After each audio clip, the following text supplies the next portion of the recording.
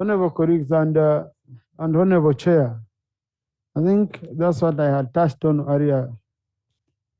I had expected your committee to do a serious assessment of UBC, okay? Looking at their performance, you give us the viewership, because now the question will be. Tuli live mu parliament.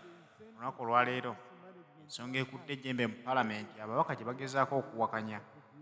Mwai Museveni agamba nti baagala kuyisa supplementary nga baagala obuwumbi 30 oba okwongera mu TV y'eggwanga UBC.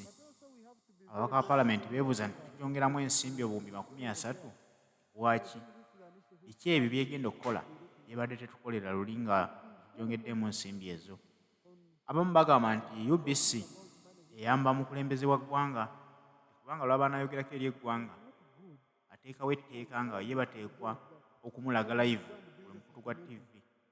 Naye ate waliwo ababaka abandyagadde okuyisaako ensonga zaabwe nga tebakkirizibwa kugenda ku UBC. Kyokka bwe beewula obuwumbi 30 ne bagyongeramu, kitegeeza nti bakutte ensimbi ya mwi wa musolo. Naye ate kiba kya nnaku nnyo ate nga kiswaza okubeera nti bakutte ensimbi y'omwi w'omusolo naye ng'egenda kugasa muntu omu wayirwa bannayogerako eri eggwanga. Ebyo ebiba byatteeka bateeka okumuteekako, naye ate nga waliwo abantu abayisaawo ensonga z'eggwanga nga ate tebakkirizibwa. Ekyo kye kireese akacyankalano mu palamenti, ababaka bagezaako okukiwakanya. Tutambula ne Haji Settuba omusomi w'edduwa akutuusako pulogulaamu zino. Haji Settuba musajja asoma dduwa era ne kyasomedde edduwa ne kituukirira. Abamutuukiridde ku bizibu eby'enjawulo bakkiriza, n'abamutuukiridde ku nsonga endala zonna nga baagala mirimu nabo bagifunye. Naawe atanamutuukirira nga wandyagadde okgendako e Bulaaya n'okola ku nsimbi enzungu, osobola okumufuna ku ssimu ye eri 0703 39 25. Mukubireko agenda naawe kukuyamba weyagale. Time standing up until I come this side. Yeah. Thank you, Right Honorable Speaker. First, I wish to submit to the second report. The committee says they did not get evidence that the other directive was retracted. I want to say, Right Honorable Speaker, that what the president had directed is discriminative in nature. We are into liberalization, promoting private companies. We cannot simply say we are creating another monopoly or they go through it. It is discriminative and must not be supported in any way. I'm happy to hear that the president retracted it, but we need to get evidence to that fact. Having said that, Right Honorable Speaker, even government anyway, at the way it is now, would actually not wish to advertise with UBC. Actually, what pushed government to change is that the private organizations had chosen to boycott government programs. Because UBC does not have a fellowship. That's why government put up a regulation, I know there's a regulation, for all media houses to broadcast the president by force. They broadcast the president's speeches. They are compelled to broadcast the president's communication. Just because the national broadcaster was not doing us a service. What's very important, Right Honorable Speaker, is that at this time, we must ask the minister to explain to us why they did not implement the recommendations of their committee, the review committee that was given to them in 2016. 8 years down the road, they have told you your programs are not appealing and you are marketing something and you don't do your best to make it better.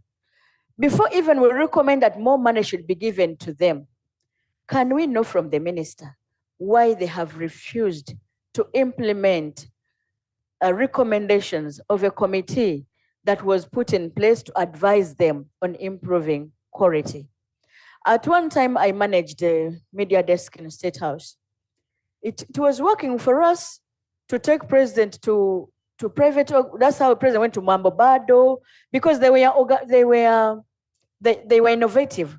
they thought of programs that were attractive people, and then they became very difficult for government to manage and sustain. So the president went there. What the government should have done then is to be as creative also and be attractive so that you attract the listenership.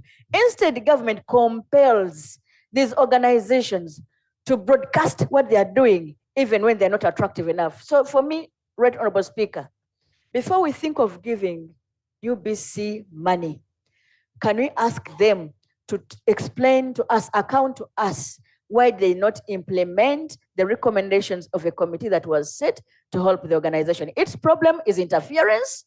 We have continuously interfered in the operations.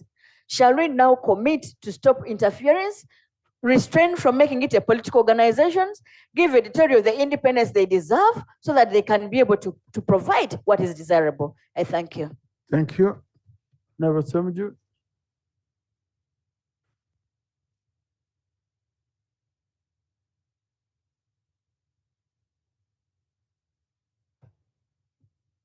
I want to thank you, Mr. Speaker. The recommendations by the committee, one of them is that we should annually be giving UBC 30 billion as directed by the president. Another one is that there was a supplementary of 24 billion, it should be released. You remember in this parliament, we even authorized the borrowing. At the time, the UBC and Uganda Television merged. If I recall, I can be corrected. But if I recall, we authorized the borrowing of up to 70 billion. Mr. Speaker, and I want to thank you, the committee should have helped Parliament by looking at the audience sharing per station in Uganda. If you go to Kenya, the public broadcaster, KBC, first of all, they are dominated by Citizen at 10%. The rest of the radio stations, Kiss and so on and so forth. The private broadcaster is relegated among others. Their audience has become so minimal. You need to look at the audience sharing because you will even be contradicting bills and acts of Parliament. Because in all the acts that we are passing here, there is a standard section, advertise in the media of wide public saturation.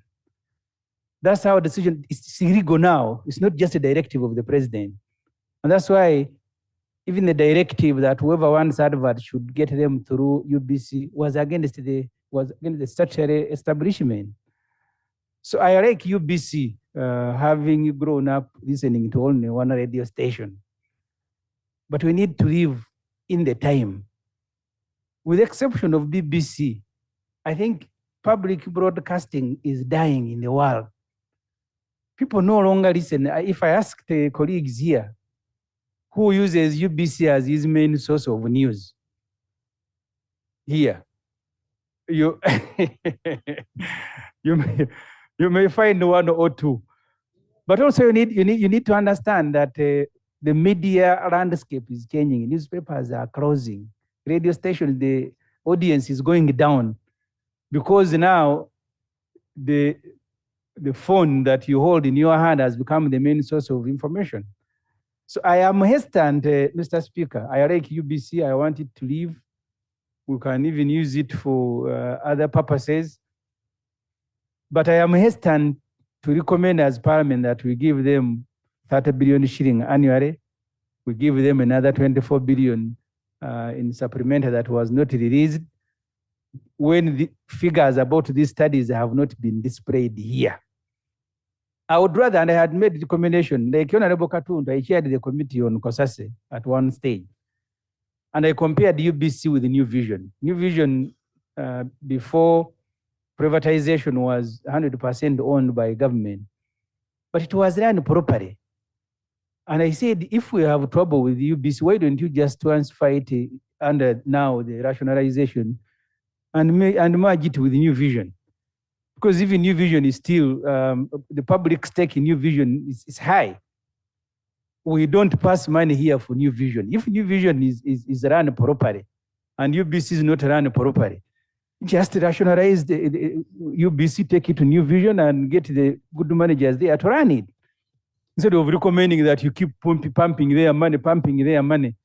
Finally, Mr. Speaker, compared to, you see, there are things that you can hide. Public broadcasting has become almost obsolete, old. It is like old people dying here to continue looking young. I was telling my neighbor here that at the age like of President Museveni, even if you die here, you will continue looking old. So public broadcasting has become obsolete and old. And we need to take a decision as Parliament. Thank you very much, UBC, for the work that you did. We retire you and then go to the new order of the digital communication. I thank you, Mr. Speaker. Thank you. Now, Honorable colleague, that's why Honorable Semuju took an option of removing all his hair. And take that option. Yeah. Yes, I had allowed Honorable Nsibambi. Thank you, Right Honorable Speaker. I just want to thank the committee and the chair for the report. My next comment is about the land issue. With the coming into force of the Constitution and the Land Act, there's nothing like public land. Land belongs to the people. And repeatedly, we've been talking about public land, land grabbing, public land. Now land is vested in the people to be managed by the district land boards, and the Ugandan Commission, the mandate has to do with administering land, titled or not titled. I was the chairman, Kampala District Land Board, and deeply involved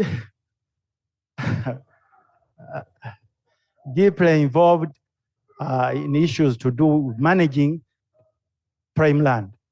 You don't have to be bothered because when you talk about prime land, the majority here, you have no access to prime land. So your land is secure in Mutundwe, in Iruvaga. I was not managing that kind of land. I was managing land in Kololo and the Central Business District. Right, Honorable Speaker, the report to do with land in Kololo, I think you need guidance of that on a general. Because specifically, the land grabber actually is UBC. Because UBC was created in 2005, 203, 205. Yes, but this land has been there with private developers and owners since colonialism. Then you have UTL, which has shareholders, which are even foreigners, and UBC is not a shareholder. So you cannot talk of now acquiring land when you are created in 2005 and they are private developers and owners who own that piece of land. Two, the UPDF itself has a more legitimate right to that land than UBC. Why? When they came in 1986, they took over that land, which was not titled as a strategic military point. So now, in terms of possession, they are acquiring. And Ugandan Land Commission must come in to protect the user as UPDF because it came in 1986. Then UBC coming in 205 to acquire that land, it must be allocated or transferred, which is not the case. So, Right Honourable Speaker, this is a little bit technical. I would suggest that the Attorney General should go in to look at the three stakeholders. You have UTL, which has now shareholders which are even foreign, and they have a title prior to that one of UBC. You also have other colonial owners, and I don't want to say Asians, who actually in possession with the titles. So you either have to go and get legitimate transfer by purchase or compulsory acquisition. So I think this is not a matter which has not been properly investigated. So I beg to suggest that the committee should now involve in the Attorney General and other people who are technical enough to advise, instead of saying, you see, this land was grabbed. How can you grab land of a child born in 2005 when you existed before? That's my submission. Thank you. Thank you, honorable colleagues. Order. You people, you don't own prime land, but now you've started doing. Is it? Maybe the clarification I wanted to make to Honorable Museveni that we also own prime land because government is holding it in trust for the people. Okay, so, and we are the people, so we have a stake in that.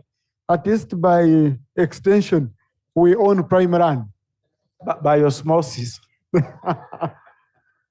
Now, the good thing I looked at the recommendations of the Committee on Issues of Land.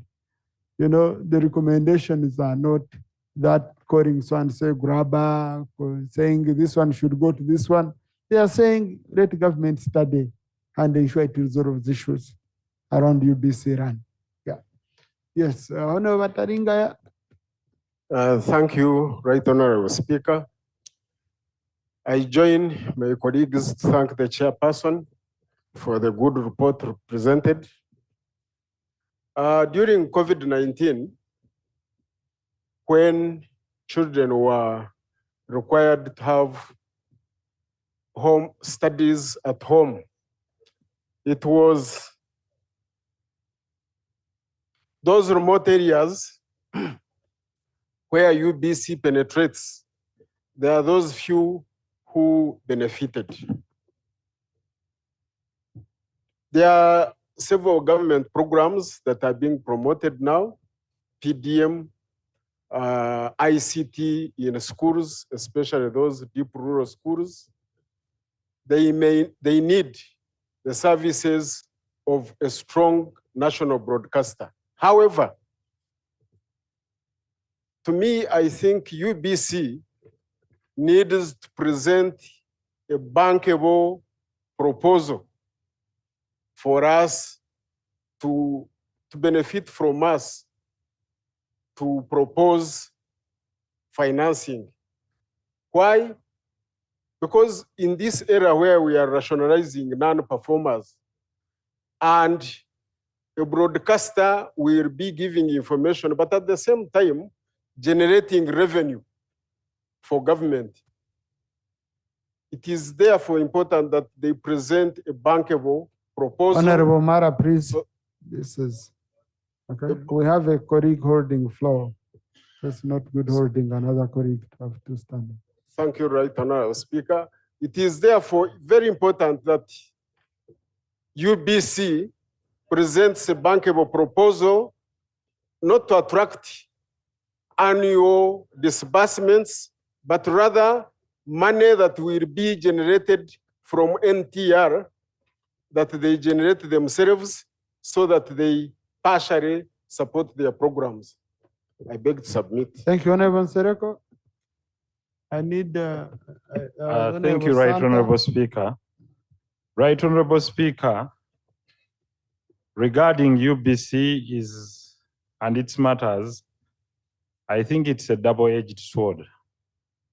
On one side, every nation needs a national broadcaster.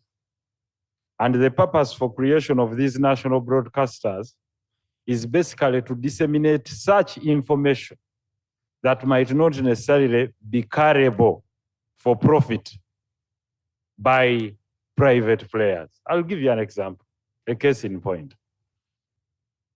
It's been time overdue since UBC was carrying this parliament live.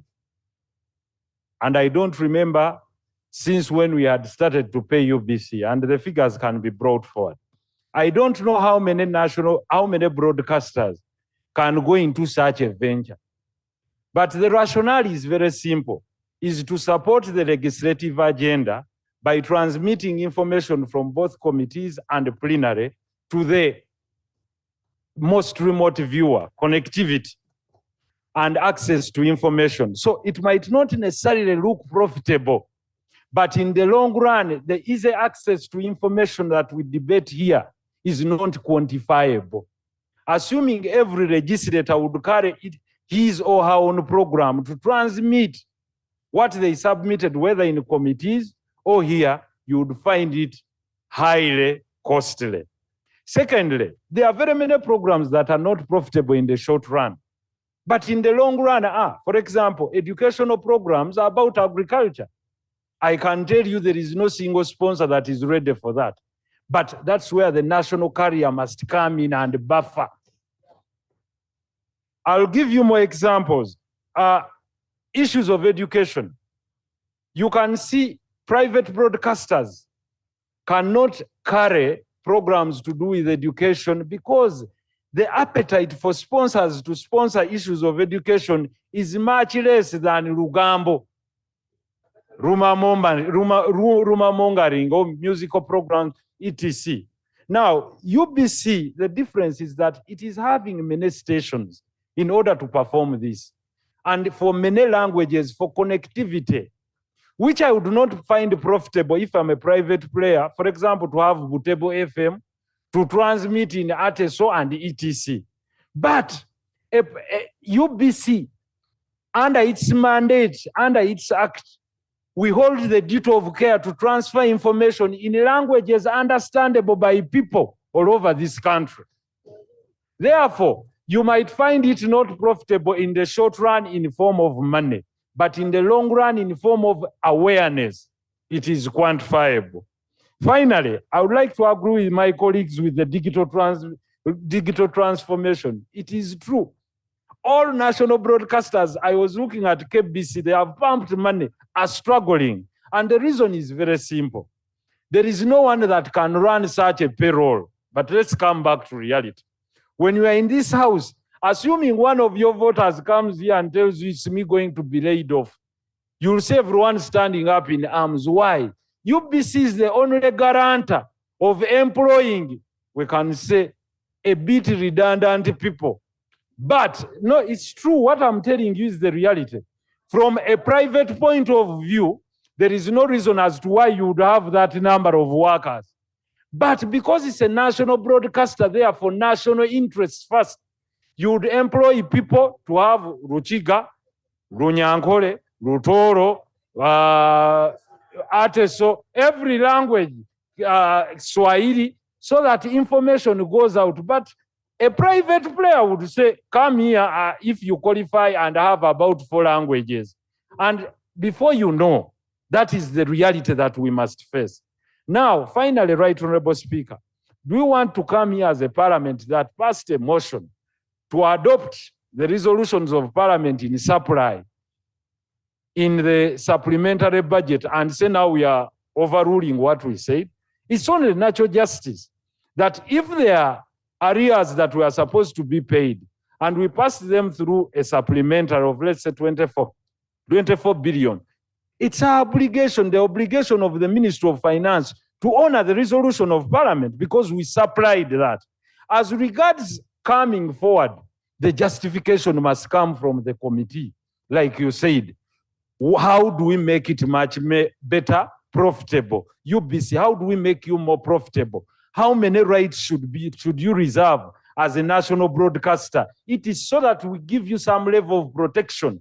Reason being, there are some programs we know you carry that are not necessarily profitable, but desirable to the nation. Therefore, I would like to stand and support the matter. Because I know what it takes. UBC is a training ground for young journalists, and you know it. It will take in as many interns as you do not know.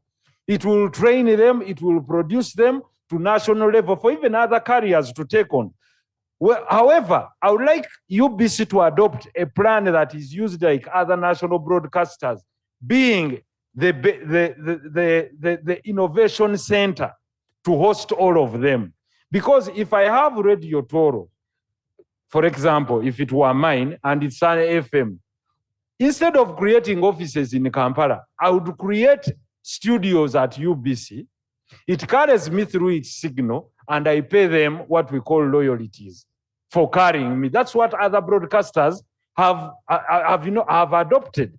That if you have the leverage of getting national funds, How do you also carry the private players so that you help them grow? Should everyone start up an office or a broadcasting studio in the city? How do we help them so that it's quid pro quo? You take taxpayers' money, but you also have a buffer.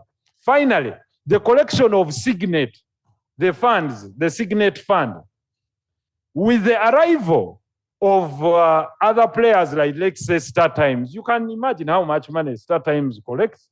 If that leverage was given to UBC through NTR, UBC would not be here, because every single person, and you can talk about the figures they have, assuming they have about 3 million people, and they collect about minimum, on average every month, $1 from every person. That is $3 million from every user, That's $3 million.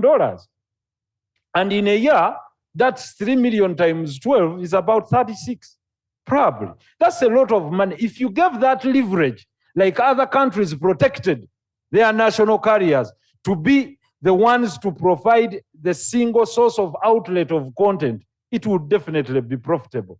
But now as a carrier, it is not independent. I mean, it's not the single player, it's not protected. And also, if it was to collect from individual radios and TVs, the Signet fees, it is better you go to StarTimes that takes you nearly freely than go to UBC. But UBC has the sole aim to deliver the desires and aspirations of Ugandans, no matter what. Even if it's not profitable, we should make sure we only leverage by reducing the wage bill and improving the products. But for the areas that are there, it must pay, and it's what we appropriated through the supplementary budget.